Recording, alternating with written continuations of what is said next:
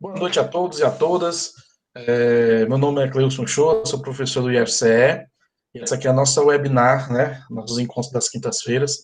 Hoje a gente está recebendo o Alexandre Caíque, que faz parte da Ecoacentropia, né, uma startup de fomento à agroecologia e à agricultura sintrópica. Atua ensinando os princípios da agricultura sintrópica desenvolvido por Ernest Goetz em diversos biomas, produção agroecológica e comunidades. Ele é fundador, né, é o líder da Ecoar e trabalha como design de permacultura, né, tem a sua, como é que dizer assim, a sua miscelânea de locais que ele visita, atua em consultoria com agricultores aqui no estado do Ceará. Você sempre vê aí o Kaique aí andando pelo estado do Ceará, em vários locais, em várias cidades. Tem também consultoria é, na, na, em alguns outros estados, que já conversou aí, tudo, graduando em agronomia, né, do Instituto Federal do Ceará, e tem aí o nosso grande respeito aí pelo trabalho que ele vem desenvolvendo. Ele vai falar hoje sobre os sistemas agroflorestais biodiversos e a ecoacentropia no Ceará. Nick, a palavra é sua. Show. Não precisa se preocupar que eu controlo aqui as perguntas que vão surgir do lado, Tá bom. certo? E está com a palavra. Então, eu gostaria de primeiro agradecer ao professor Cleilson, né, por esse convite. Tá? É um grande professor que a gente tem no Instituto Federal, né? Um grande amigo também que auxiliou em vários momentos que eu tive dentro da graduação, principalmente para fazer cursos, então sempre esteve aberto a escutar o que a gente tinha para falar, seja com ajuda financeira, seja com palavras mesmo, contar um pouco da história dele, que sempre rola nas aulas, né, e acaba que incentivando a gente também trilhar o mesmo caminho, né. Sou estudante de agronomia do Instituto Federal, né, onde o professor Coelho é professor, aqui em Limoeiro do Norte, mas a priori eu tô com a minha matrícula tá trancada, né. Entrei numa crise de identidade, mas a maioria das pessoas que eu trabalho me incentivam a voltar, né, a minha ideia era voltar agora para terminar o curso, falta tão pouco, mas a pandemia chegou, então estou aguardando ver como é que vai se desenrolar aí para terminar o curso, né? Já me titulei muita coisa, já me titulei estudante de agronomia, já me titulei permacultor, agroflorestor, presidente do Centro Acadêmico de Agronomia na época que eu era, e vários tararás, né? Hoje eu me titulo só como agricultor mesmo, que eu acho que já é o suficiente. E fundador da Ecoacentropia, né? É uma startup que surgiu a partir de dezembro do ano passado, tá? Que como o professor Cleus falou, né, busca trabalhar com não só a agricultura sintrópica, né, mas com as outras escolas de agronomia. Tá, eu preparei essa apresentaçãozinha aqui pra gente, né, vai faltar algumas fotos porque o programa acabou me dando uma trollada, mas nada que vai influenciar. Então a gente vai falar sobre o que são esses sistemas agroflorestais biodiversos, né, a gente já está meio que já aprendeu muito sobre sistemas agroflorestais no próprio Instituto, né? Toda semana de agronomia e de agroecologia tem o professor Rodrigo Gregório falando sobre sistemas de LPF, né? Que são também sistemas agroflorestais, mas nós vamos focar um pouco nos sistemas biodiversos, e aí eu posso explicar para vocês qual é a diferença mais na frente, né?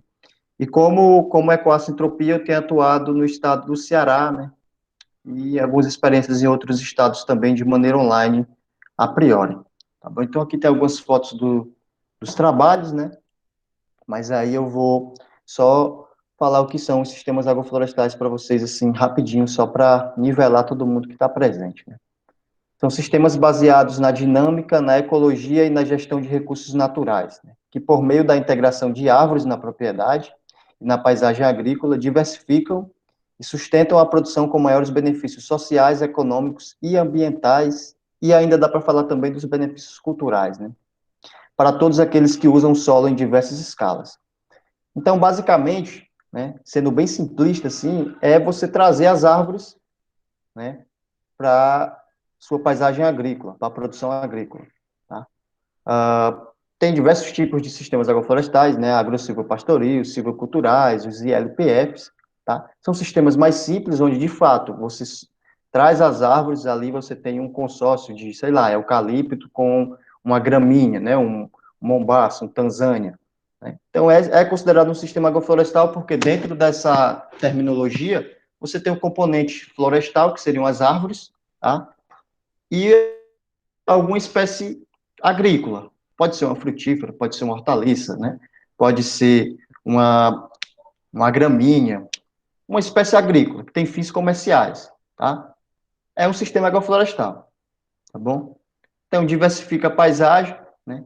E aí traz mais benefícios sociais, econômicos e ambientais, tá bom? Só que nós estamos trabalhando, né, com os sistemas agroflorestais biodiversos.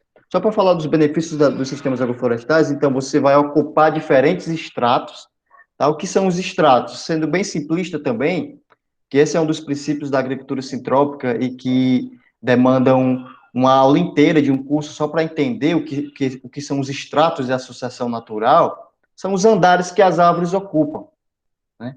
Então, quando você vai na floresta, você observa que tem uma mangueira lá, que tem uma bananeira, tem espécies frutíferas lá dentro, né? E diferente do sistema convencional, onde todas essas plantas estão a pleno sol, elas estão dinamizadas dentro da floresta, convivendo bem, recebendo não uma sombra, mas uma luz filtrada, que essas espécies de cima filtram, né? Então você vai ter as espécies emergentes, que são as espécies que emergem ali na floresta. Você vai ter as espécies de extrato alto, que são as que ficam por baixo das emergentes, né? A maioria das frutíferas são do extrato alto, então abacate, manga, as frutíferas que sobem, uva, maracujá, pitaia, né? Tem o extrato médio, que são as espécies que conseguem ficar embaixo de um emergente, embaixo de um extrato alto, né? Tem as taxas de ocupação também, eu não vou entrar em detalhes nisso, depois com o professor Cleilson a gente pode ver um curso aí, né? Alguns cítricos são de extrato médio, o cacau é de extrato médio. Você vê o cacau na floresta, ele está debaixo de várias outras plantas. Aqui no tabuleiro de Russos, o pessoal implanta cacau com café, com banana para sombrear o cacau, com engazeira, né? E o extrato baixo, você vai ter algumas plantas aí, né? O café, tá? Sendo bem simplista para as pessoas entenderem, a gente sempre trabalha com 4 estratos: emergente, alto, médio e baixo. Mas são 11 estratos que o Ernest mapeou na floresta. E aí, conforme o tempo você vai trabalhando com sistemas agroflorestais, você vai entendendo cada extrato desse e como montar sistemas mais biodiversos. Então, você ocupa esses diferentes estratos, tá? Respeita a sucessão natural das espécies. Não vou entrar em detalhes nisso, porque é uma hora só explicando a sucessão natural. Espécies diferentes vão se ajudar, em vez de haver uma competição, como a gente está acostumado, na nossa vida, na escola, na faculdade, sempre parece ser uma competição ali, quem tira a melhor nota, né, quem termina a atividade primeiro, quem consegue mais bolsa. As árvores, elas cooperam entre si. Então, nos sistemas agroflorestais, nós buscamos entender como a natureza funciona e trazer isso para a produção de alimentos, tá? Habitat para diversos seres, macro e micro, né? As podas vão alimentar o solo, então a gente faz sempre poda nas espécies, tanto arbóreas como nas frutíferas, como espécies de serviço, que são espécies que nós colocamos no sistema para a produção de biomassa. E aí é onde as agroflorestas fixam mais carbono do que a própria floresta natural. Por quê? Porque na floresta, né, que ela tem o tempo dela, que não é o nosso tempo, né, uma árvore pode demorar 100, 200 anos para cair, e a gente pode ir lá e derrubar ela em 30 minutos, né? O carbono que é fixado durante a fotossíntese e a respiração, ele fica fixado naquela árvore por centenas, dezenas, centenas, até milhares de anos. Na agrofloresta, a gente sempre está podando essas árvores, sempre está raleando, sempre está derrubando. E isso a gente faz com que o carbono se fixe no solo depois. Sem necessidade de adubos nem agrotóxicos. Adubos, então tem pessoas que vão fazer sistemas agroflorestais sem nenhum tipo de adubo, como o Ernest fez. Em alguns momentos a gente usa uma adubação orgânica para dar viabilidade ao sistema, porque a maioria dos solos que nós trabalhamos estão degradados e a gente vai plantar espécies que demandam uma alta taxa de nutrientes, mas sem utilizar adubos altamente sintéticos, tá bom? Semelhante à agricultura orgânica, tá? Os sistemas agroflorestais biodiversos, né? Ou agroecológicos, né? Porque a gente traz essa diferenciação, né?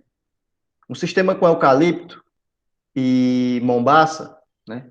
Ou mogno, tá? Que aí você coloca alguma espécie de animal ali, dentro da terminologia ele é um sistema agroflorestal, mas não necessariamente ele é agroecológico, né? Aquela mesma frasezinha que a gente usa. Todo produto agroecológico, ele por natureza é orgânico, mas nem todo produto orgânico ele é agroecológico, né? Porque eu consigo hoje produzir em monocultura manga orgânica, por exemplo.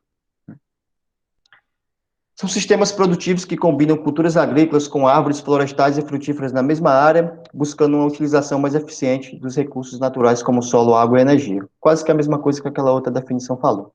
Podem ser desenhados em diferentes arranjos de espécie, espaçamento e dinâmica de manejo, conforme o interesse do agricultor, as condições locais de solo e clima e disponibilidade de mecanização e mão de obra do agricultor. Então, nos cursos que eu dou, eu falo muito isso. Todo sistema ele tem a cara do agricultor que quer fazer ele, né? Quando é no convencional, tanto faz um agricultor montar um sistema aqui no meio de limoeiro, né? Ou fazer lá em cima da chapada, com banana, convencional. Se ele chamar o mesmo técnico, o sistema vai ser o mesmo espaçamento, né? A adubação vai mudar um pouco se fizer análise de solo, se não fizer, a adubação vai ser a mesma. No sistema agroflorestal, isso não existe. Toda agrofloresta tem a cara do dono, porque são as espécies que ele quer plantar. O tamanho da área vai ser o quanto ele consegue manejar, né? E a gente olha muito isso para o clima, né? O que é que dá nessa região, o que é que não dá, o que é que a gente consegue trazer de exótico também, né? Então aqui tem duas fotos, Sítio Cimente lá em Brasília e a Coringa Agrofloresta lá em Trairi, né? Isso aqui foi um projeto que a gente campou ano passado, é um sistema no litoral sem irrigação, né? Então muita palma, né? Plantando água, muita cobertura de solo, como a natureza faz, né? Você abre uma ferida na terra, quando chove, a primeira coisa que a natureza vai fazer é cobrir aquele solo com o mato, né? As ervas danadinhas, como o pessoal fala. Se a gente cobre o solo, a gente já pula uma etapa da natureza, né? Mas vamos adiante. Então, quais são as vantagens da agrofloresta, né? Sem o uso de agrotóxicos e químicos, né? Então, busca não contaminar as águas, os solos e os alimentos, e principalmente as pessoas, né? Ajuda a controlar a erosão dos solos. Vamos trabalhar sempre com solo coberto, trabalhar com espécies arbóreas, que o sistema radicular vai bem mais profundo no solo, aumentando a infiltração, trabalhando com adubação verde para quebrar camadas compactadas do solo, diminui o desmatamento, não há necessidade de derrubar a floresta para abrir áreas cultivadas. Geralmente a gente parte de áreas degradadas e consegue, a partir de princípios e processos, né, recuperar aquela área degradada. Então, se você for no Instagram da Ecoagro, você vai ver algumas experiências de a gente começou a trabalhar num solo altamente arenoso e agora esse solo é outro, só pela adição de matéria orgânica, né? Vamos adiante. Grande eficiência na ciclagem de nutrientes, né? A floresta ela já faz essa ciclagem de nutrientes perfeitamente, mas nós aceleramos essa ciclagem por meio da poda. O sistema sempre bem podado, a fotossíntese sempre lá em cima, né? Todo o sistema podado, então todas as plantas mandam informação de crescimento. Isso é muito perceptível quando a gente tem sistemas que tem capim entre as linhas de árvore. Você está sempre roçando o capim para não deixar ele envelhecer, então ele não vai passar uma informação de velhice pelas suas raízes, né? Então, em sistemas que têm um solo coberto, que tem muitos micro-organismos, as plantas conseguem se comunicar entre si. Em sistemas de agricultura de deserto, onde você só tem uma cultura, o solo descoberto, né, muito agrotóxico, tanto no solo como nas plantas, as plantas não se comunicam.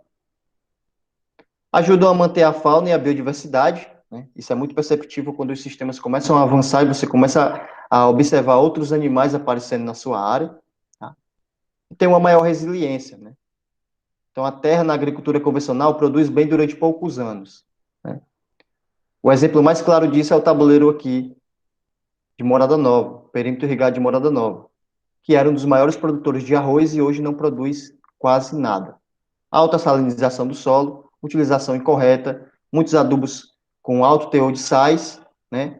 E aí hoje a única coisa que consegue nascer é a flor de seda, que aparentemente é uma espécie que se adapta a esses tipos de solo, né? Onde você vê a área abandonada de arroz, você vai ver a flor de seda nascendo. E aí, com certeza, ela está cumprindo algum papel naquele solo, né? Então, tem maior resiliência, porque em vez de você estar perdendo o solo, você está criando o solo, né? a terra preta de índio, como existe lá no Amazonas. E aí, bem-vindo à Ecoacentropia. O que seria a Ecoacentropia? O professor Cleilson já deu uma introdução, mas eu vou falar rapidinho aqui. É uma startup de fomento à agroecologia e agricultura sintrópica. A agroecologia, porque dentro da agroecologia você tem agricultura orgânica, agricultura biodinâmica, agricultura natural, né? E eu procuro pegar o melhor de cada escola dessa de agricultura para montar os sistemas. Tem agricultor que não vai conseguir ter uma floresta no final, ou uma agrofloresta, né? Ele quer trabalhar com a hortinha dele ali. E aí eu vou aplicar alguns princípios da agricultura sintrópica, vou aplicar princípios da agricultura biodinâmica, da agricultura orgânica, para fazer com que o sistema dele seja cada vez mais resiliente, né? Atuamos como disseminadores do princípio da agricultura sintrópica desenvolvidos pelo mestre Ernesto, né, em diversos biomas, produções agroecológicas e comunidades agrícolas.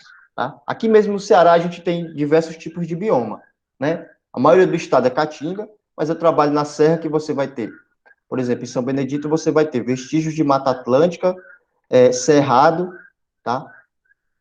E no litoral, que antes era Mata Atlântica, hoje é uma vegetação mais de restinga, né?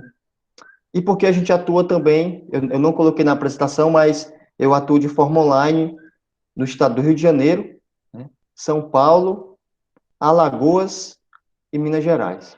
Então são outros biomas lá, né? Os princípios são os mesmos, só muda as espécies, a dinâmica daquele local, precipitação e essas informações que a gente precisa para montar qualquer tipo de projeto. Acreditamos que a inteligência das florestas deve ser implementada na produção de alimentos, no campo ou na cidade, porque existem os sistemas urbanos também, né, para que tenhamos abundância e soberania alimentar, sendo o plantio agrícola sempre concomitante com a regeneração do ecossistema. Então, nós não vamos montar sistemas onde daqui a 5 anos eu não vou mais conseguir trabalhar com nada ali, né? A ideia é que a gente seja resiliente e que a gente sempre esteja produzindo alguma coisa naquele ambiente. Nosso maior propósito é ecoar positivamente a construção de modelos agrícolas únicos e conectados às diferentes realidades agrícolas mundiais, sempre prezando pela sustentabilidade econômica, social, ambiental e cultural. Muito se esquece de falar da cultura, mas é a partir da cultura que muitas práticas agrícolas hoje, né, a gente aprende. E o próprio nome agricultura, né, traz a parte cultural, então a gente não pode esquecer. É a festa da colheita, é a festa do milho, é a festa do munguzá, né? Então, como é que atuamos? Eu sempre falo no plural, mas na verdade ecoar sou eu, né? Os meus clientes, que são mais do que clientes, são amigos, porque cada ambiente onde eu trabalho é uma área experimental, é uma nova experiência, né? É um case de sucesso, é onde os agricultores da região vão poder visitar e ver se está funcionando, ver o que é que eles podem aproveitar. Tem uma pessoa que me ajuda com marketing hoje em dia, uma grande amiga minha, tá? Todos os serviços oferecidos pela Ecoar são adaptados à realidade onde você está, no campo ou na cidade, sempre utilizando os princípios da agricultura sintrópica. Hoje eu trabalho mais no campo do que na cidade, então aparece muito serviçozinho na cidade, eu prefiro nem ir porque demanda um certo tempo, e hoje, se eu fosse dois, eu ainda não dava conta da quantidade de serviço que tem, e às vezes eu preciso voltar todo mês na propriedade, só consigo depois de 3 meses, né? Sempre utilizando os princípios da agricultura sintrópica para trazer sustentabilidade econômica, social, ambiental e aí faltou cultural, depois eu ajeito isso. Tendo a agroecologia como a norteadora das atividades. Então, consultoria, eu só dava presencial, e aí durante a pandemia eu comecei a dar consultoria online, e deu muito certo, tá? Então, eu trabalho fazendo o desenho, a implantação e o manejo dos sistemas biodiversos de produção. Então, nem todos os sistemas são agroflorestas, mas procurando sempre imitar os princípios da natureza, né? E aí são sistemas biodiversos.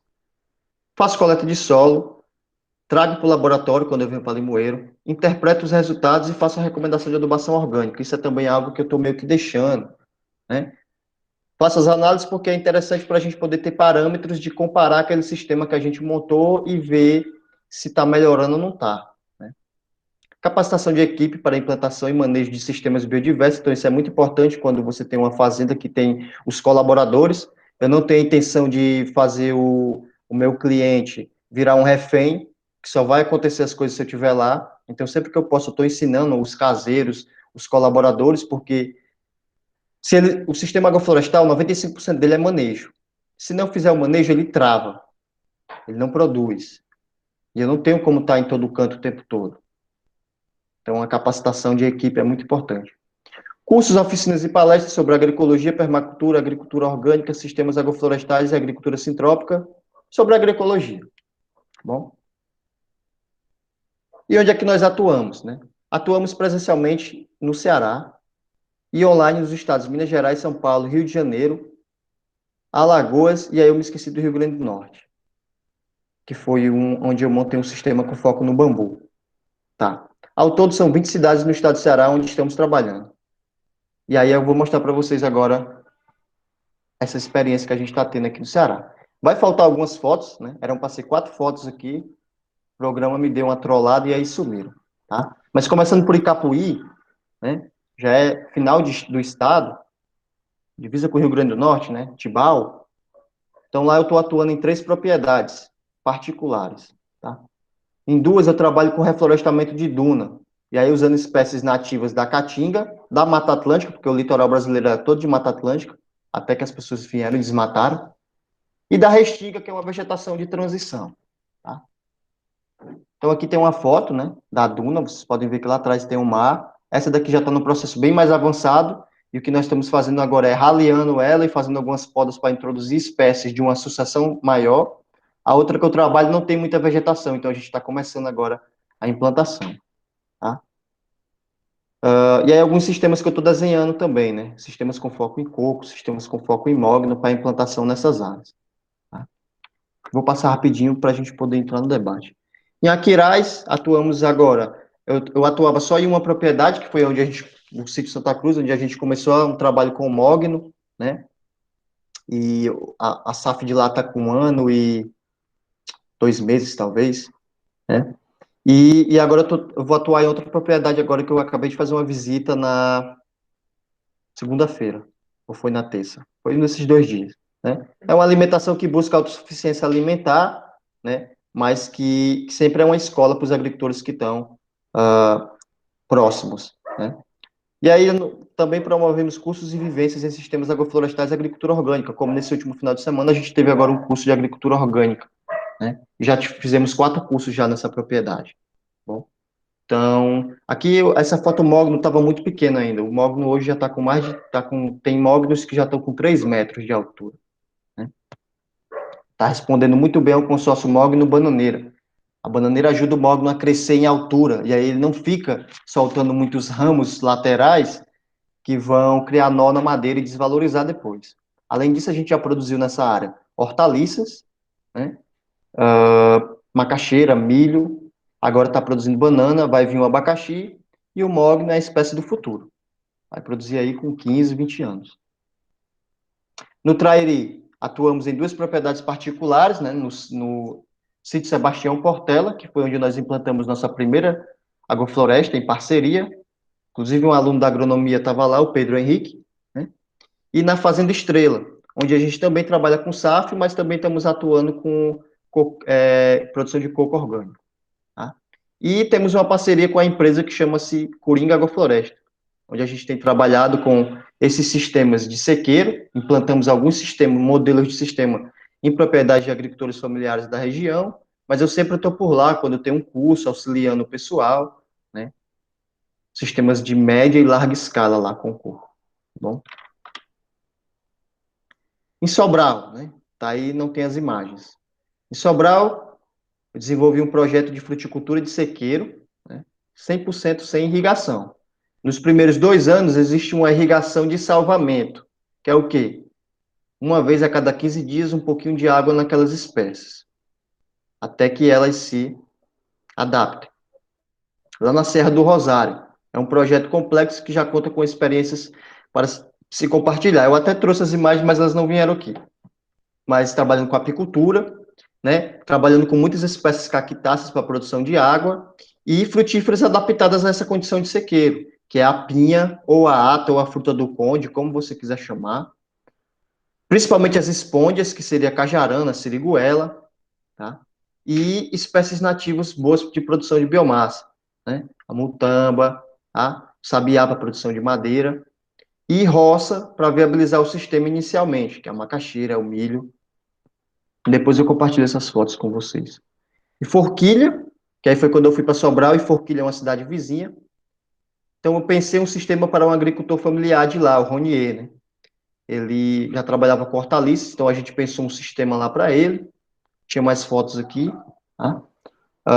E aí foi uma surpresa, porque eu montei o design para ele do sistema, dei alguns passos de como se implantar, e alguns meses depois ele me procurou dizendo que tinha implantado o sistema, tinha dado certo, e que só com a venda da cebolinha ele já pagou todas as mudas, todo o sistema de irrigação, né? O sistema já se pagou só com a venda de alguns hortaliças.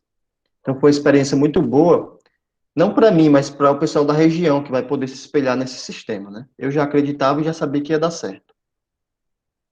Em Ubajara, eu iniciei os trabalhos lá em 2018, ainda como semi-agroecologia, que era uma antiga startup que eu tinha com um amigo meu, né, e foi pensado um projeto de agrofloresta com foco na horticultura, né. E agora, que já produziu horta dentro daquela agrofloresta, nós estamos entrando com as frutíferas, né? Abacate, goiaba, acerola, né? Então lá existe a Rama Orgânicos, que é a empresa do nosso amigo Alexandre, né?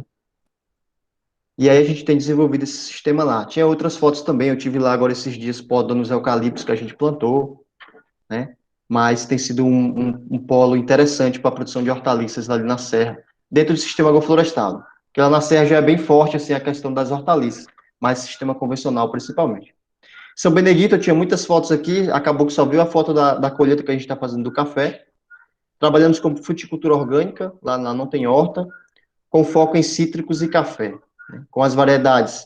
Tem um pomazinho que a gente plantou de arara, mas é principalmente a arábica típica de floresta. Cafés que já estavam lá há mais de 70 anos, eu comecei a fazer uma poda de renovação em alguns, né? Próximo ano, esses que eu fiz a poda já vão produzir, e plantando mais áreas com esse café.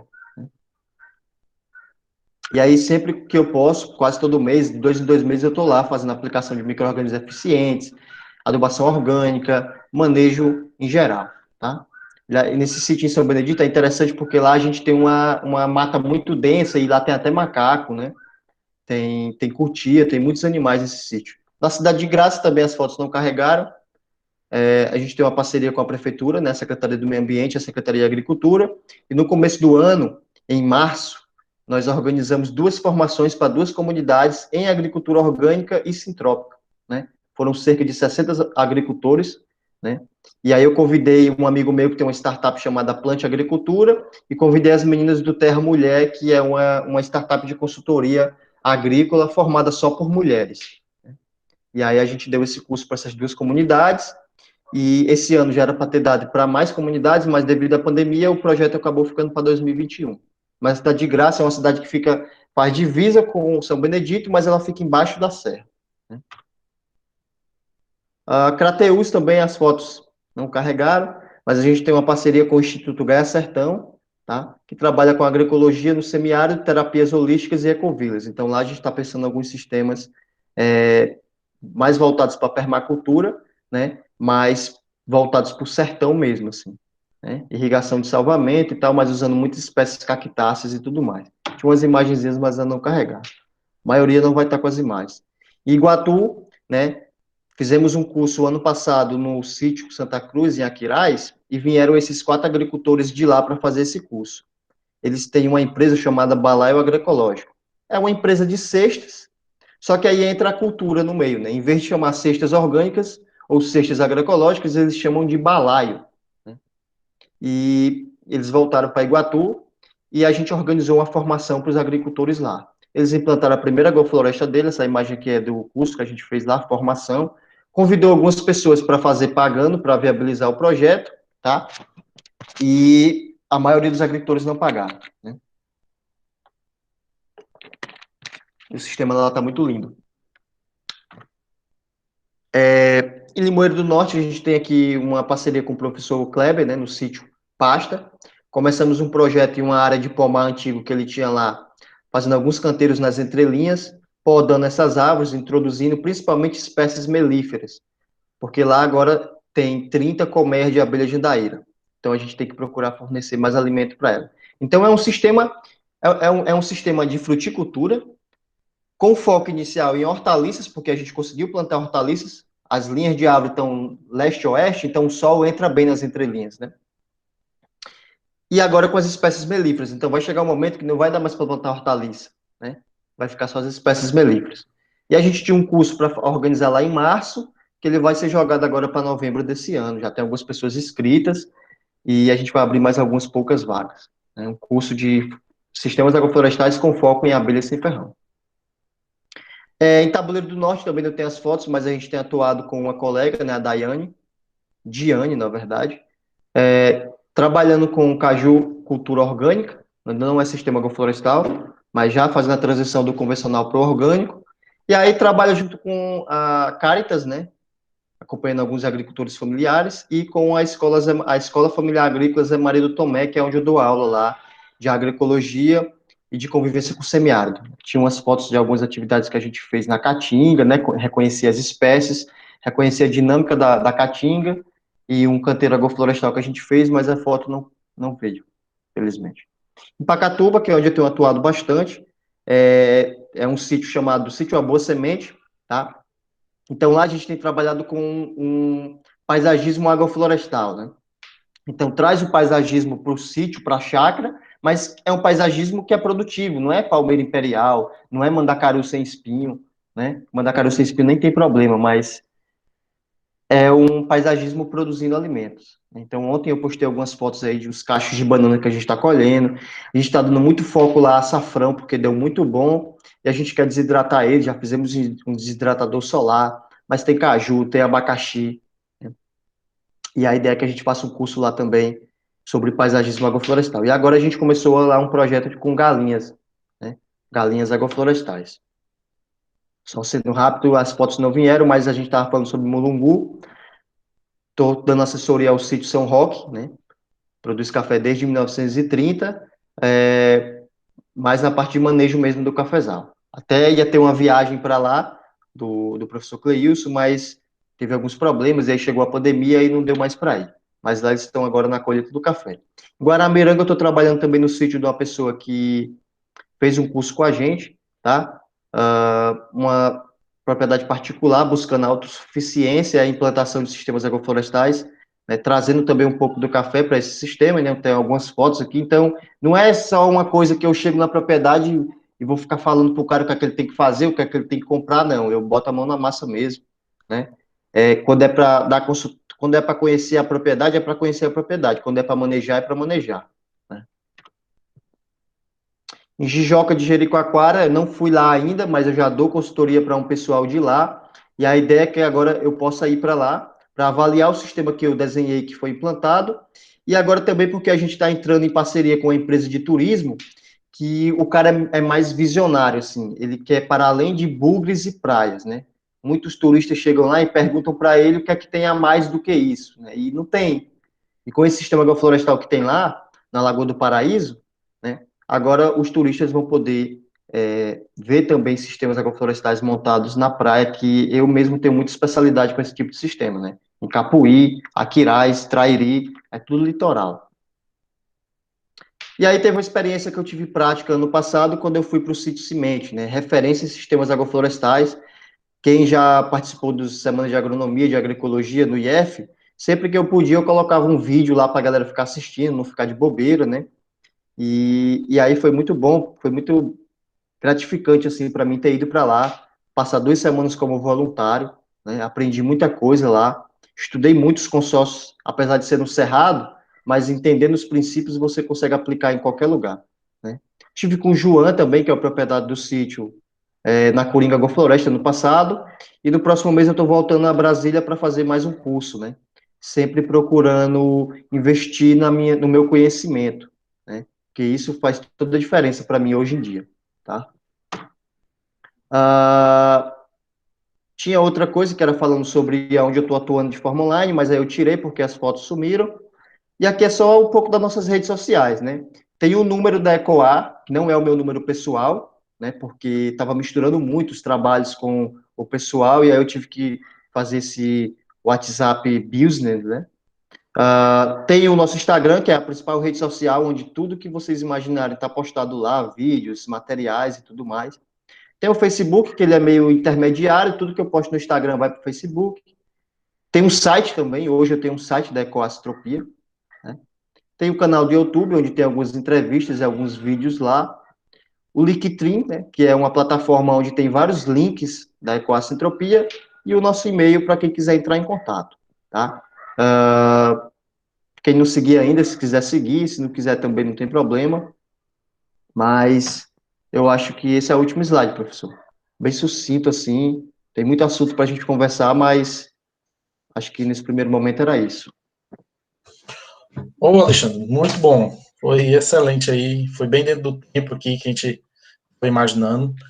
Tem algumas perguntas. Eu, como costumo dizer, é muito gratificante ver esse seu trabalho, principalmente porque a gente sabe que você é um cara que sempre acredita nisso aí, buscou além dos muros. Eu sempre gosto de dizer isso para os meus bolsistas, os alunos de uma forma geral, aqueles que querem escutar. Faculdade, o curso de uma forma geral, ele lhe abre uma janela para o mundo em busca é você. Então, buscar estágio. Eu até, o Cleus está aí, o meu xará, o Francisco Cleus, uma vez eu conversando com ele, que ele saiu para trabalhar, eu disse, rapaz, eu fiz isso também. Eu passei um ano trancado no meu curso trabalhando, né? Trabalhando naquilo que eu acreditava. Fui, trabalhei tudo. E é muito gratificante.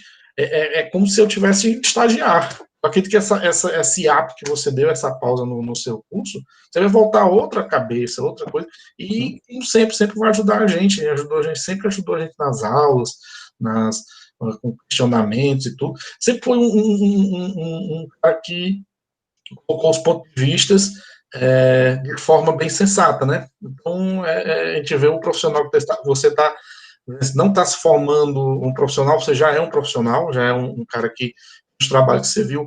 E a primeira pergunta que eu tenho para você é aquela que você veio nessas suas viagens e que você acha que poderia trazer o nosso curso de agronomia.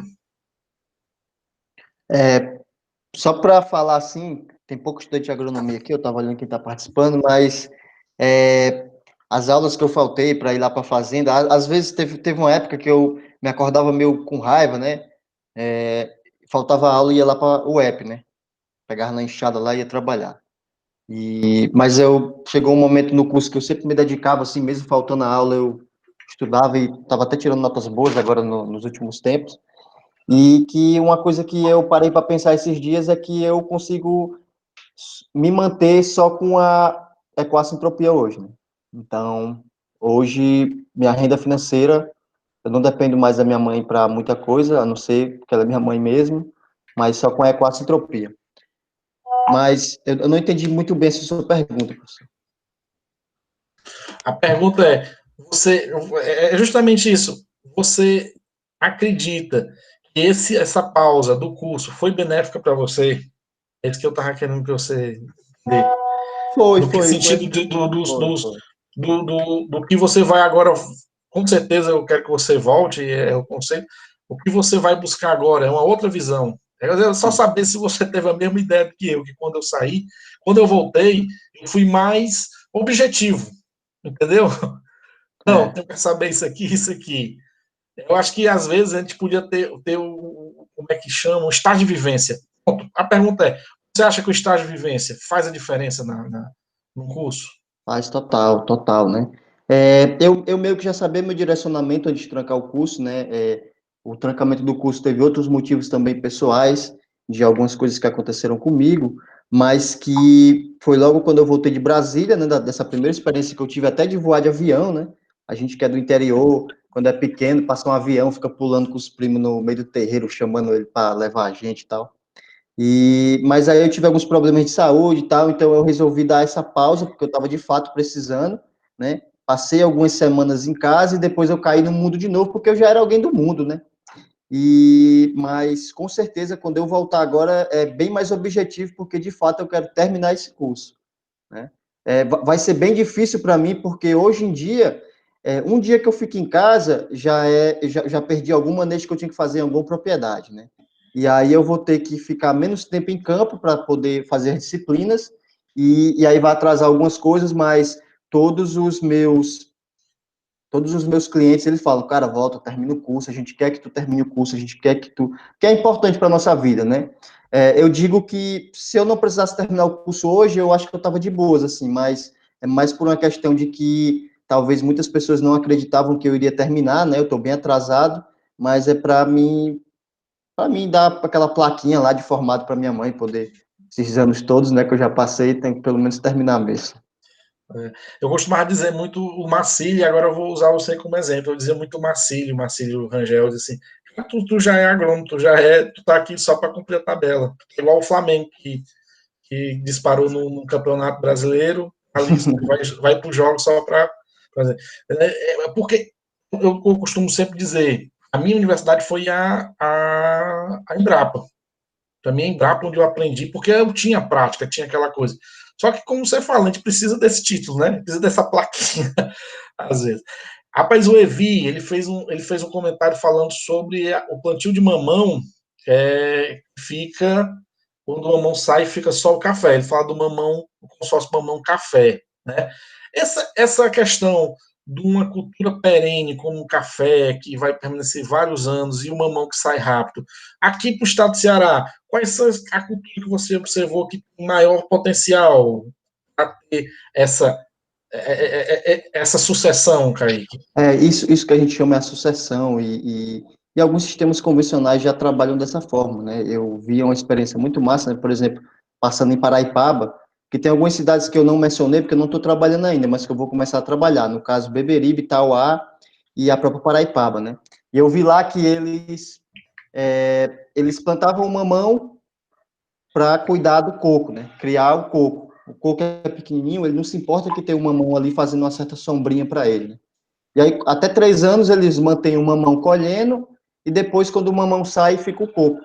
Ou seja, é muito mais inteligente, porque você usa melhor o solo. Lá, eles já usavam microaspersão, então eles não precisavam colocar outro sistema de irrigação para o mamão, né? E aí você vai colher o mamão, colhe o mamão, paga o coco. Você não vai ter que esperar 4 anos para o coqueiro produzir. Então, a gente tem feito muito isso, mas com 10, 15 espécies, né? Nós plantamos, por exemplo, cajueiro é fantástico para você trabalhar cajueiro com roça, né? Milho, feijão, mandioca. Chega um momento que não dá mais para você consorciar. O cajueiro é uma espécie emergente, ele não gosta de ninguém por cima dele. Então tem também essa questão da estratificação. Mas para qualquer frutífera, né, esse modo de utilizar o solo, plantando outras frutíferas que rodam mais rápido no sistema, é muito interessante. Por exemplo, você planta um pomar de goiaba, a goiaba tem o seu espaçamento ali, e no meio da goiaba você pode plantar maracujá. Você vai ficar colhendo maracujá 2, 3 anos. Quando chegar a época da goiaba, você tira o maracujá. Então, só com a venda do maracujá, você já pagou as mudas de goiaba, sistema de irrigação e tudo mais. Só que aí você tem que pensar na comercialização também, porque aí não adianta você plantar e não comercializar. E aí você vai, em vez de você criar vários fluxos de caixa dentro da sua propriedade, na verdade você vai criar várias formas de se endividar. E aí você vai sempre ficar esperando que a cultura pague e essa cultura nunca vai pagar. Entra num ciclo vicioso, né? Entra num Isso. ciclo bem, bem, bem difícil. O Evil também pergunta se existe algum tipo de mapa dos biomas no Brasil. Acho que um mapa dos biomas de agrofloresta. Eu não entendi bem a pergunta. Não, assim, lá na biblioteca da Ecoacitropia, eu posso até compartilhar o link aqui na quem quiser ter acesso. Era uma biblioteca que inicialmente eu estava disponibilizando só para quem fez curso com a gente, né? Mas só que é um conhecimento que tem que ser compartilhado e que eu não ganho nada limitando o acesso a essa biblioteca, até porque todo o material que tem nela são alguns materiais que foi eu que desenvolvi, mas a maioria deles está na internet, né? Eu só faço meio que reunir todos eles numa pasta só do Drive. E lá tem uma pasta que é só sobre biomas, né? Então lá vocês podem ter acesso a diferentes materiais sobre cada bioma, sobre quais são as espécies de cada bioma e tudo mais. O mapa dos biomas é só você pesquisar mesmo no Google, assim, biomas brasileiros aí vai aparecer, né? Os nossos biomas, que inclusive estavam pegando fogo aí, está perdendo aí. Mas eu vou colocar o link aqui da biblioteca. Certo. O Cleilson Costa, nosso amigo aí, Xará, que está lá em Lavras, ele pergunta: parabeniza pela apresentação. Kaique, quais os principais desafios você encontrou na migração de um sistema comum para um agroflorestal nas propriedades privadas? Esses desafios se repetem nos estados em que você atende? Cara, os desafios são os mesmos, assim. O principal desafio é mão de obra, né? A gente gosta muito de falar das vantagens da agrofloresta, e aí muitas pessoas perguntam, não tem desvantagens? Eu não vejo como desvantagens, eu vejo mais como desafio. E os principais desafios mão de obra especializada e o conhecimento de mais espécies e de como essas espécies conversam entre si, né?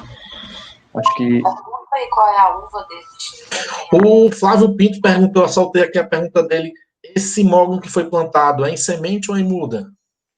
Só terminando o Cleilson, né? O que é que acontece?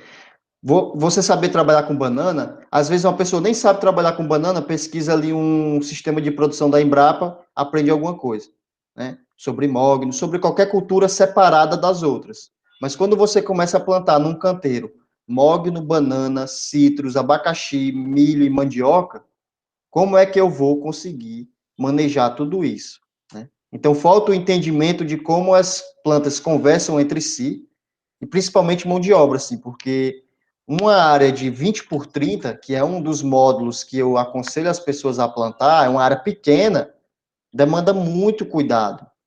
Tem cultura produzindo tal hora, tem cultura que tem que sair, se não sair, atrasa o sistema, e principalmente maquinário especializado, né? Porque o maquinário que a gente tem hoje para agricultura é um maquinário de guerra, né?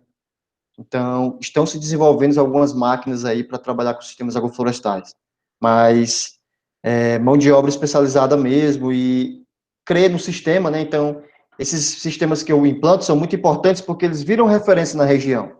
Não é todo agricultor que vai chegar e vai acreditar nesse tipo de sistema. Dá mais trabalho para o agricultor, tem que ter um entendimento maior das espécies, mas devagarzinho a gente vai caminhando. E o mogno, ele foi plantado de semente, né? Pelo agricultor que produziu a muda, mas a gente já comprou a muda mesmo. É um rapaz que tem um viveiro em Viçosa do Ceará, e a gente comprou essa muda, do Caia Senegalenses. Certo. Aqui já tem o Andresa e o Júlio César, estão combinando aqui já em Jijoca, Já conhecer aí estão. o Me sistema. leva também, né, para É, gerir. o Rafael também quer fazer uma visita. O review aqui falou estudar, abre janela, mas aprende quem pula. Tá certo, bem colocado. Sítio Sede de Viver, né? O nome, marcar visita, o pessoal quer ir junto. Tem aqui a Isadora Souza quer implantar um sistema agricultural do zero. Boa pergunta aqui. Henrique, a Isadora quer implantar um sistema do zero, começar a realizar cursos de vivência aqui no sítio dela. Como hoje em dia, nesse sistema que você falou de 20 por 30, quanto é que seria um gasto para o agricultor fazer esse sistema do zero?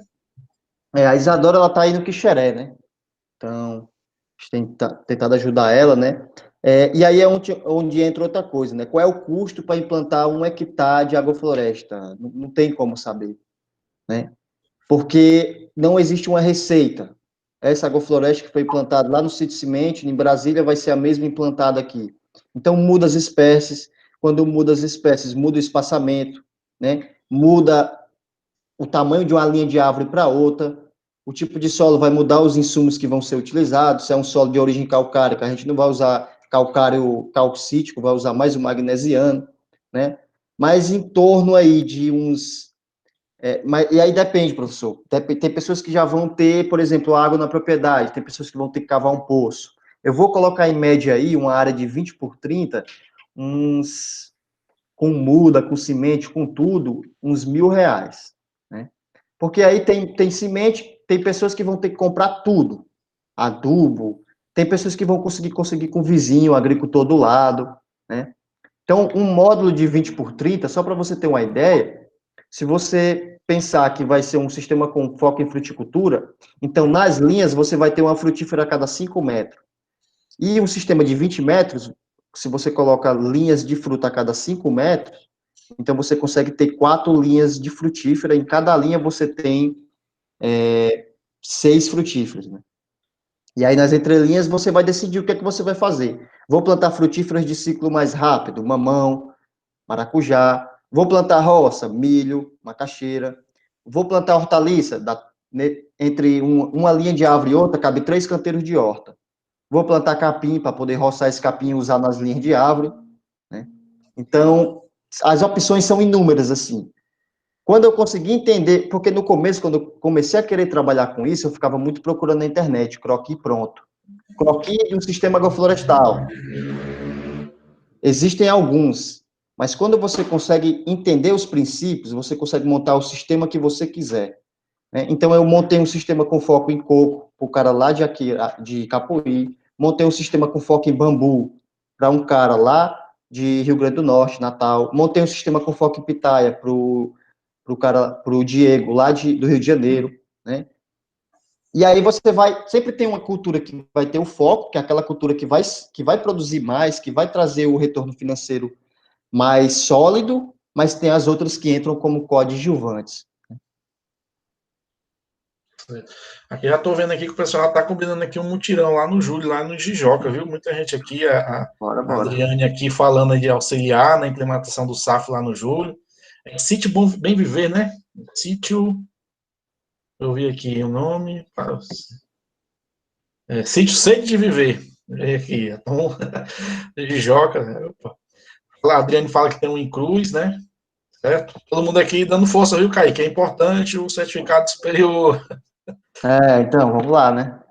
Eu queria Falando do que... coco e banana, certo? Aqui o Zé de Abreu, falando que vive em Portugal, Lisboa, e aí agradeceu a compartilhação, a apresentação e a partilha de conhecimento, né?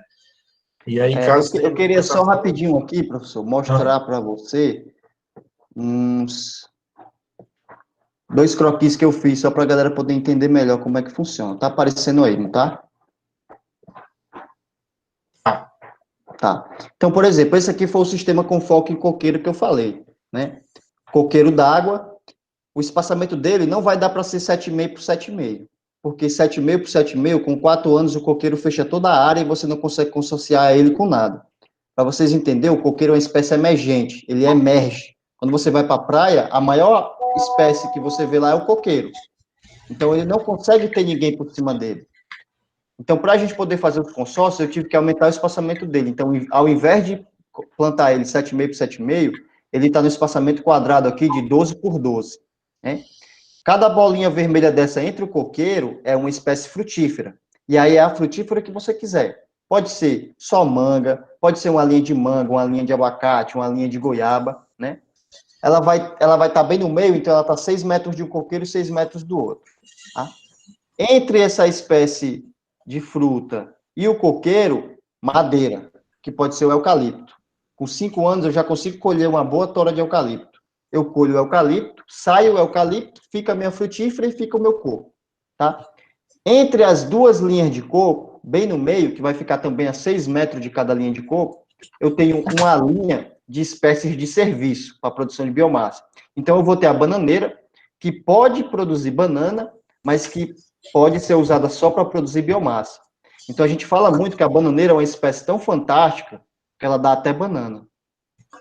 Porque ela produz água, onde você planta banana no solo é escuro, tem muita matéria orgânica, tem minhoca, muita água tem na bananeira, né? Entre as bananeiras, um mogno, para ser colhido aí com seus 15, 20 anos, tá? Então, se você for fazer uma comparação que é injusta, essa areazinha aqui, ela vai produzir menos coco do que uma área convencional de coco. Mas uma área convencional de coco não vai produzir frutíferas diversas, não vai produzir tora de eucalipto com 5 anos, não vai produzir banana nem mogno mais na frente. E entre a linha de coco e essa linha aqui, é capim. No começo você pode plantar milho, pode plantar macaxeira, por quê? Porque você vai plantar de mudas, estão pequenininhas, né? Então são mais fluxos financeiros. Aqui o sistema com foco em pitaia, que eu montei para o cara lá do Rio de Janeiro, a pitaia está no espaçamento de 4x4. O espaçamento indicado dela é 3x2 ou 3x3. Eu aumentei um pouquinho o espaçamento dela para poder fazer esse consórcio. Então, você tem linhas de pitaia a cada 4 metros, a pitaia está espaçada a cada 4 metros na linha, eu acho que tem a fotinha aqui, ó, tá. A pitaia está espaçada a cada 4 metros, entre uma pitaia e outra, eu vou ter um M, que é de madeira, uma espécie de madeira, nesse caso é o mogno, né? A pitaia é uma espécie de extrato alto, e o mogno é emergente. Então, o que é que o senhor descobriu aí no IF, professor? O senhor descobriu que a pitaia produz melhor com sombrite. E o sombrite natural, nesse caso, vai ser o mogno, que vai me produzir madeira lá na frente. Né? Uhum. Entre o mogno e a pitaia, eu vou ter um eucalipto. O eucalipto, eu vou colher ele bem mais cedo. E o eucalipto, ele vai entrar aí, estrategicamente, mesmo ele sendo o mesmo extrato do mogno, ele vai auxiliar o mogno a crescer em altura. Se você planta o mogno muito só, ele não se estimula a crescer em altura. Ele começa a soltar galhos, é mais manejo. E se você não fizer o manejo, vai criar nó na madeira e a madeira se desvaloriza. Aquelas casquinhas de Eu acho que tem parmesão, um microfone vazando. Que é o que aconteceu com o mogno lá do Jordânio, por exemplo, né? E aí, entre o eucalipto, sempre entre, você vai plantar milho e macaxeira. Macaxeira você vai colher com 6 meses, 1 ano. Não vai atrapalhar nem muda de eucalipto, nem muda de pitaia. E o milho você vai colher 70 dias para milho verde, 90 dias para semente. Voltando aqui, eu não vou ter, na próxima linha, eu não vou ter essa linha de madeira, né? Eu vou ter uma linha estratégica de banana entre as pitaias para produzir fruto, mas principalmente para biomassa, e mamão, que vai ficar no sistema até 2 anos. Depois de 2 anos, ele não pode mais ficar no sistema porque ele começa a atrapalhar de fato a pitaia, né? Então, eu vou ter linhas de árvore a cada 8 metros, né? E linhas de fruta a cada 8 metros. No final desse sistema, só vai ficar o mogno e a pitaia. Mas aí eu já vou ter colhido mamão, banana, macaxeira, milho e eucalipto, né? E o capim na entrelinha, para roço o capim a cada 45 dias, para ele não envelhecer. Metade do capim eu jogo na linha da pitaia com madeira, a outra metade na linha da piteira com fruta. Ou seja, eu estou plantando capim para não ter capim. Eu planto o capim na entrelinha para me usar o capim seco na linha, e aí não vai nascer mato. E aí eu vou usar menos irrigação porque o solo está coberto. E eu vou ter mais micro-organismo. O sistema que eu falei que era com foco em bambu, não vou entrar em detalhes nele, e um sistema com foco diversificado aqui. Por exemplo, é uma areazinha de 15 por 30. É uma área de 24 metros por 48. Porque eu estou usando aquele mesmo esquema do coco lá a cada 12 metros, tá? Mas aqui eu já tenho bem direitinho como é que vai ser. A acerola entre o coco na extremidade e caju na outra, porque são espécies que são mais difíceis de consorciar, porque são espécies que ficam baixinhas, né? É a acerola enxertada e o cajueiro anão precoce. Ficam baixinhos, então é difícil você colocar alguma coisa embaixo e em cima deles. Então joga para a extremidade. Madeira, que pode ser madeira para produzir biomassa, carvão, né, ou para madeira de lei, ou pode ser nativa também. Né? Na linha do meio aqui do coqueiro, siriguela, madeira de novo, e aonde tem esse bichinho amarelo aqui, abacaxi. Tá? O abacaxi é uma planta de sombra. O pessoal planta lá no sol, tem que estimular a floração por meio do... me esqueci até o nome. E quando o abacaxi está maturando, o pessoal faz o quê? Enrola com jornal. Mas o abacaxi é uma espécie de florestas semicaducifólias. A estimulação natural do florescimento do abacaxi é por meio da luz, e quando essas espécies arbóreas perdem suas folhas, porque são semicaducifólias, entra a luz para o abacaxi, ele floresce, as espécies de cima voltam com suas folhas e o abacaxi naturalmente matura na sombra, né? E aí, a 6 metros aqui, né, 12 metros entre coco, mas aqui entre essa linha 6 metros, banana a cada 5 metros, entre a banana eu vou ter cítrico, limão, laranja, tangerina, abacate, laranja, goiaba. Poderia ser tudo misturado aqui, poderia. Mas para facilitar manejo de poda de colheita, a gente prefere padronizar. Então, são 4 limõezinhos perto um do outro, são 4 tangerinas perto uma da outra, tá? Só isso que eu queria mostrar mesmo assim para o pessoal entender melhor como é que funciona esses consórcios. Não, excelente. Ele deu bem para observar. O Júlio César ele pergunta como você tem feito os canteiros para hortaliças em solos arenosos. Acho que até você respondeu aí quando você mostrou aí o parte do capim. Os canteiros a gente procura, por exemplo, geralmente o pessoal faz canteiros feito lombada, né, o que é um erro. Então, nós procuramos fazer canteiros no formato côncavo, né? Ele vai ter as suas extremidades um pouco mais altas. Não é tão alto, né? Por quê? Porque toda aquela água da irrigação, ela, em vez de cair para fora levando os nutrientes, ela vai tender a ir para o meio do canteiro. E aí, uma boa adubação orgânica e matéria orgânica por cima do solo, antes de plantar. Porque quando a gente for plantar, é só abrir os ninhozinhos, né, é só abrir os ninhos no meio da palhada, né? Mas canteiros por hortaliça e solo arenoso é isso. Não tem como a gente mudar o solo arenoso do nada, né? É com o passar do tempo que ele vai... Mas são solos que são, mesmo arenosos, são muito férteis, né? Solos arenosos. Depende também da sua região, mas são solos arenosos. Então, por exemplo, deixa eu só mostrar aqui essa foto. Esse aqui foi um plantio que eu fiz ontem, lá em Pacatuba. Então tá aqui, ó, um canteiro de hortaliça todo na palha, a mudinha de alface tá aqui, ó, dentro desse ninho. A gente chama de ninho mesmo. O que é que o passarinho faz para proteger o seu filhote? Faz um ninho. Então aqui a gente faz um ninho, planta a mudinha direto na terra, ela vai sair por cima dessa palhada, né?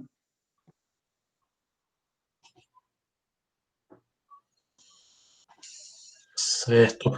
É que o Adriane fala dos cursos, grata aí pela compartilhar a biblioteca, eu estou agradecendo aí por você ter compartilhado. O Evil pede para depois você passar o contato do cara da muda, deve ser da muda de móvel, né? Sim. A Ecoar tem curso online, ainda está disponível?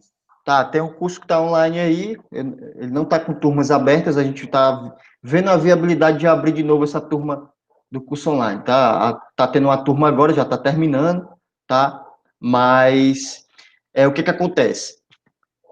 Esse mesmo curso que eu estou dando online agora, ele está disponibilizado gratuito lá no Facebook da Fundação CEPEMA, que foi o mesmo curso que eu dei para os agricultores agora na pandemia, porque eu também trabalho junto com a Fundação CEPEMA, então 6 dias durante o mês, eu estou disponibilizando para visitar agricultores familiares que são acompanhados pela Fundação CEPEM e a Rede Eco Ceará de Certificação Participativa. Então, esse mesmo curso está lá disponível de graça no Facebook deles. Mas o pago é bem melhor porque é você e as aulas. Lá vai ter o pessoal conversando, perguntando, mas está lá, né? Eu prefiro dar curso presencial. É bem melhor, igual as aulas. A Ecoar tem curso online, Jijoca, pessoal. O Júlio César fala que é região do Cariri, mas tem Jijoca, curso online. O Júlio César perguntou: plantio é por mudas? Eu não colocou qual a cultura, Júlio. Aí, então, a maioria das frutíferas é por muda, mas a gente procura também algumas frutíferas plantar de semente. Por quê? Porque mudas enxertadas são clones de outras plantas. Então, ali você vai causar uma erosão genética mais na frente. Plantas enxertadas são plantas que têm um menor tempo de vida. Se tiver uma doença, vai pegar em todas.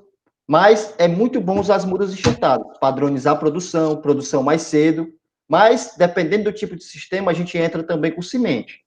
Para espécies arbóreas, mudas ou sementes, a gente faz muvuca, né? Mas a maioria dos plantios são feitos por muda, tá? Quando é por restauração florestal, aí a gente usa mais semente. Kaique, o Júlio César fala aqui também que está tendo problema com o vento. E essa questão de quebra-vento aí é minimizada com o sistema agroflorestal, com o SAFs? A gente procura, por exemplo, o pessoal pergunta muito, vai fazer a linha leste-oeste, norte-sul, né? Então tem vários dependes. Para o sistema sempre vai ser melhor norte-sul, né? Porque as plantas na linha não vão se autossombrear.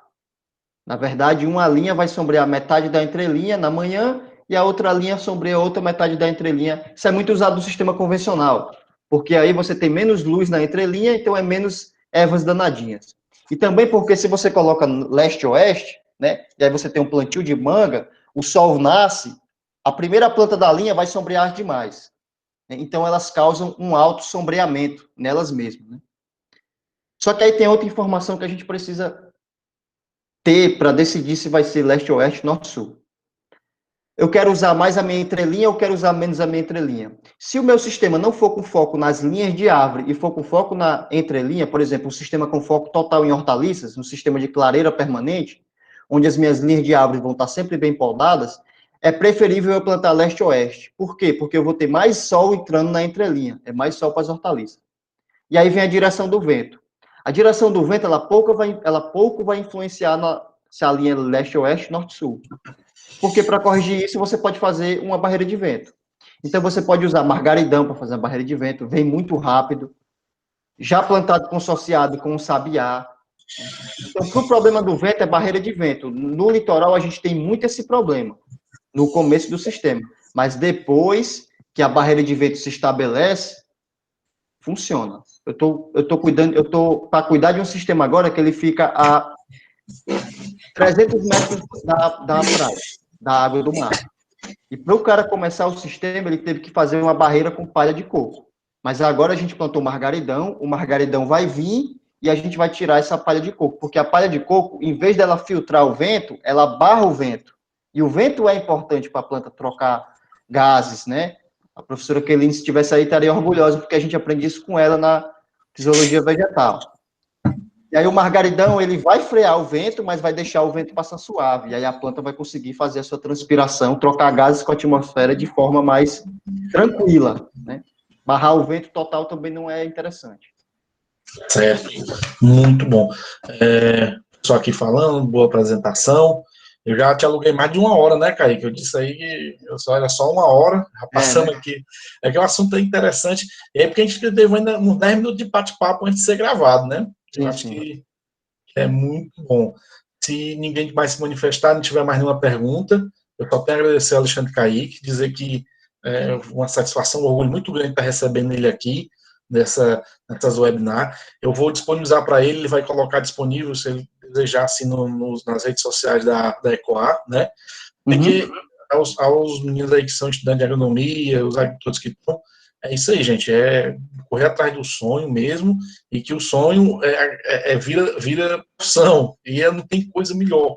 Eu sempre costumo dizer, você vai ver aqueles programas lá que passa Globo Repórter, e aí mostra o pessoal sobre felicidade, aí sempre mostra a pessoa trabalhando no campo, trabalhando com agricultura. Lá era advogado, era publicitário lá em São Paulo, na Selva de Pedra, abandona tudo para um sítio, né? E plantar. É isso. Muito grato, Kaique. Aí eu queria só, professor, só mostrar mais essa última foto aqui. Foi até uma foto que eu tirei ontem, né? Vou mostrar aqui como o sistema ele é bonito, né? Então a gente vai ter aqui, ó, bananeiras produzindo sem precisar tirar o mangará. Em alguns ambientes a gente tira, em outros a gente não tira. Mas só de fazer o manejozinho de deixar 3 bananeiras, você vai ter. Se você deixa 2 bananeiras produzindo ali, você vai ter mais banana. Mas bananas mais finas, menos pesadas. Aqui, como a gente está fazendo sempre o manejo de deixar 3 bananeiras ou 4, né? Mãe, filha e neta, ou bisneta, aí tem as sobrinhas, tem isso aí eu sempre ensino no curso, o pessoal fica maravilhado, né? Banana, sem precisar tirar o mangará, a gente tira também, mas tem sistemas que não precisam. Tem abacaxi aqui, olha o mogno aqui subindo. Essa bananeira não está incomodada que tem um mogno aqui. Macaxeira, que a gente plantou por último, já colheu macaxeira e plantou de novo, né?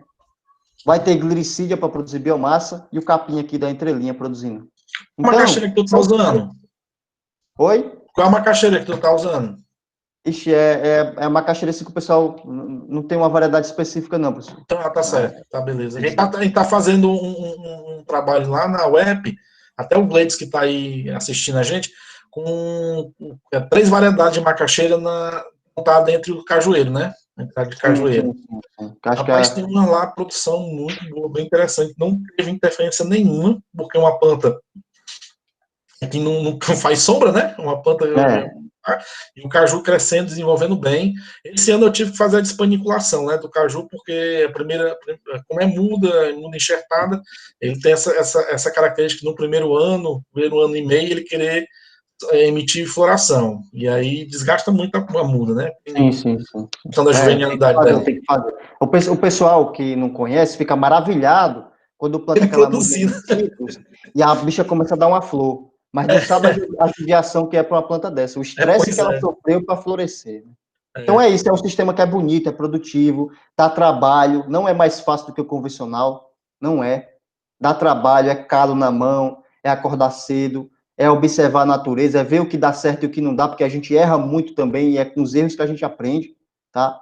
Mas que é possível, né? E devagarzinho a gente vai, né, até que a gente possa implantar um sistema, né, junto com o NESA, lá no Instituto Federal, né, na web. Ótimo. Gente, é isso. Agradeço a todos que puderam aí compartilhar esse momento com a gente. Mais uma vez, obrigado, Kaique. E vou parar aqui a gravação. Tá bom, agradecer também, né, de novo ao professor e todo mundo que tirou um tempinho para escutar um pouco a gente, né. são dias corridos, mesmo na pandemia são dias corridos, mas que é sempre bom a gente estar falando sobre aquilo que a gente gosta de fazer, né? E incentivando mais pessoas também, principalmente meus colegas da agronomia, né, o Cleilson, a Ronice que está aqui também, o Gleides, né? É muito gratificante, assim, ver os estudantes participando, porque traz luz para eles dentro do curso, né? E muitos colegas da gente, às vezes, terminam e ficam ali, não é nem perambulando, mas esperando por uma oportunidade, né? E a oportunidade está aí para todo mundo, né? E basta a gente saber fazer, né? A nossa profissão demanda muito isso. Não adianta só você saber como faz. Tem que saber fazer, que é diferente. Saber como faz um bolo, eu leio a receita ali, talvez eu saiba fazer aquele bolo. Fazer o bolo é diferente. Muito bom.